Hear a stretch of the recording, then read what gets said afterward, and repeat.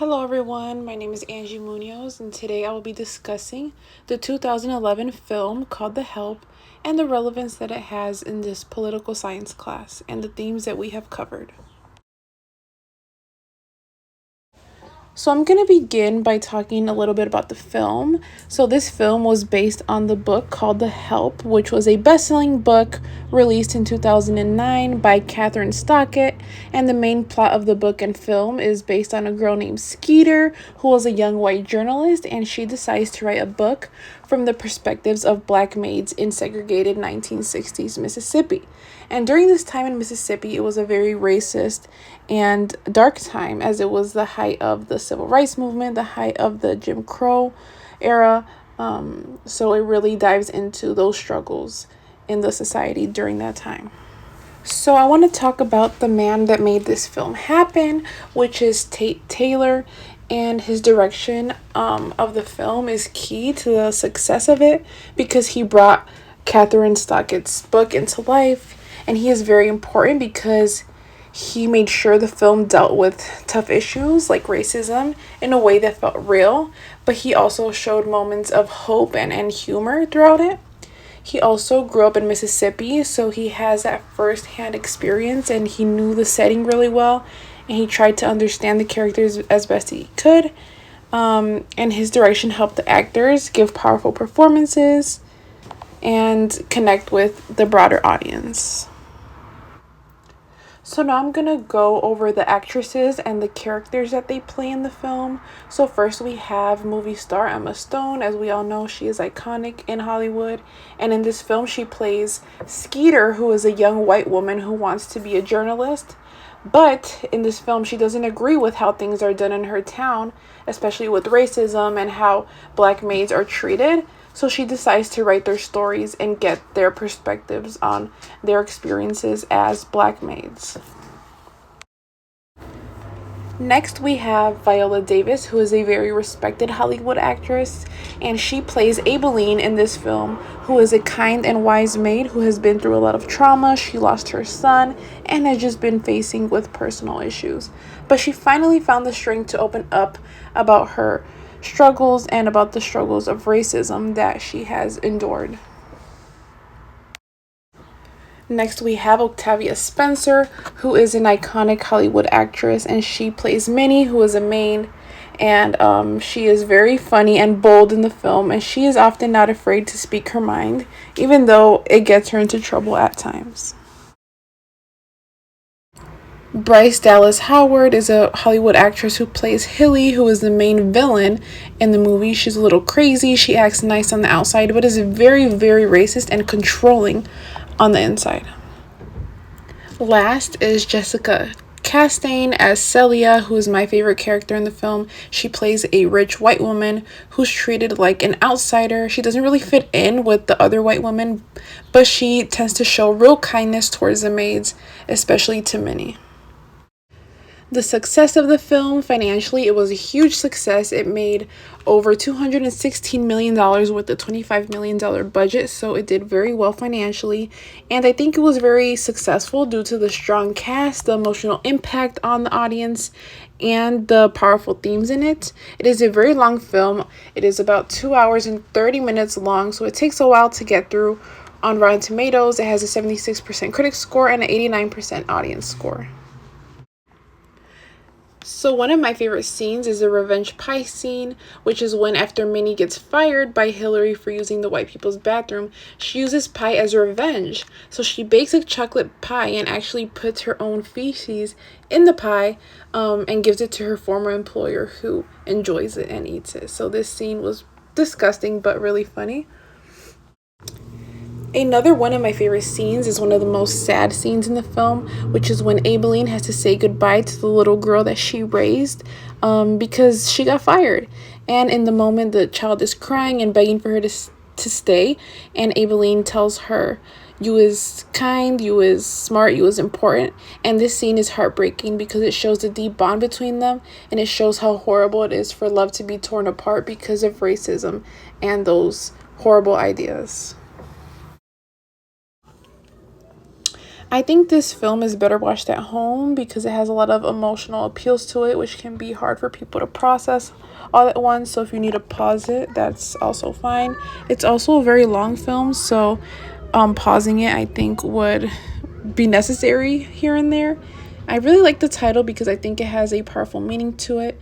To me, it refers to the black maids who helped in the white households. Many of them help raise the children or help bring the home to life, essentially. So they were really big help to those families. For recasting, I think the actors were great. That the only thing I would change is the lack of black women who were behind the scenes, as none of the writers or producers are black. I think it's crucial for any film that talks about racial injustices. It needs to be made by the people who understand those injustices the most on a more personal level. And I think involving more black women in the making of the film would have made the storytelling feel a little more authentic. So this movie is inspired by real things that happened, but I think it left out a lot of the painful truth. Racism back then was a lot worse. It was a lot more violent than how this movie portrayed it to be, and I think it fell into the white savior trope, as it focuses more on Skeeter rather than on the maids who were risking their lives in order to kind of impress Skeeter and get their stories told. So there was actually a lawsuit made after the film was released by Aibileen Cooper, who was the real nanny who worked for the Stickett family, who she was the one who inspired the character of Aibileen, and she filed a lawsuit because she didn't like the way she was portrayed and she saw a lot of inaccuracies in her character. So back in 2011, when it was released, I do think it was popular because when it came out, people thought it was powerful.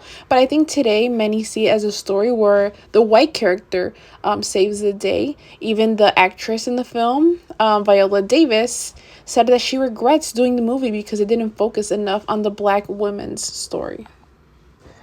So interestingly, it was recently at the top of the charts on Netflix, so people are still watching it today. I just haven't had the chance to look at the TikToks about people's reactions to it. So I think if this was a newly released film, it would be received very differently from the audiences of today.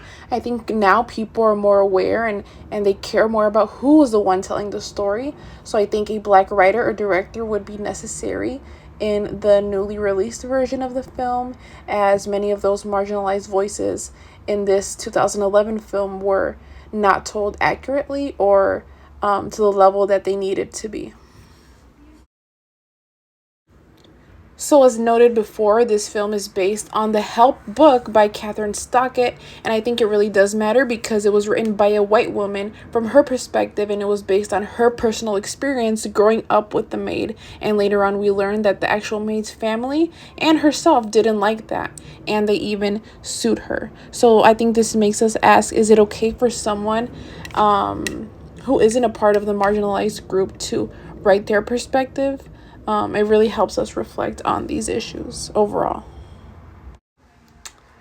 So this is a very interesting topic within the studio and marketing because this was marketed as a feel-good drama, which downplayed the actual real horrible realities of the Jim Crow era and the things that these black people were facing at the time. It was produced by Disney's Touchstone Pictures, which really downplayed and made the movie a little bit more joyful than the realities during this time. So this film isn't political in the sense of showing, politicians or elections, but it does show a lot of political themes like racism, injustice, power dynamics, and the civil rights movement and the life after the Jim Crow laws were put into place. I also think it showed the unity of black women at the time and how they would help each other go through those issues that they all endured as a society during this time. So at first, the maids were very scared to speak out because they knew that their lives were at risk. But after Aibileen decided to talk and speak out about the issues, the others followed along, which was a very beautiful moment when they all came together. So one example of the power dynamics and overall racism in the film is when Hilly, the white woman, wants to make a law enforcing black maids to use separate bathrooms, and this is a clear example of how racism was built into their everyday lives. And Hilly claims it's for health reasons, but it's just another way to separate and to control the black community overall, and it shows deep inequality during this time.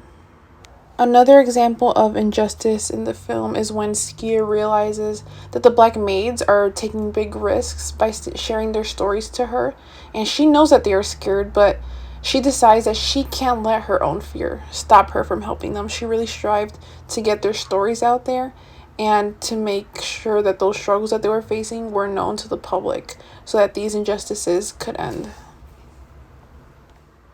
So I think this film was made for primarily white adult audiences, as it has that white savior trope. As Skeeter is the one who was trying to quote unquote save the black maids, and I think the black maid struggles were downplayed and kind of not as harsh. And I also think it does have a hopeful feeling to it, but it's controversial due to the heavy topic of racism during the time. But the message that it tries to give is that racism is wrong. It kind of gives us a perspective of the maids and how much that they suffered. And I think it does focus on friendships a little bit more than activism. But once again, it doesn't show the real violence that these people actually faced during that time. So, even though this story is fiction, it does reflect real things, how black women were treated in white homes, and how they were expected to overall be quiet and to just obey.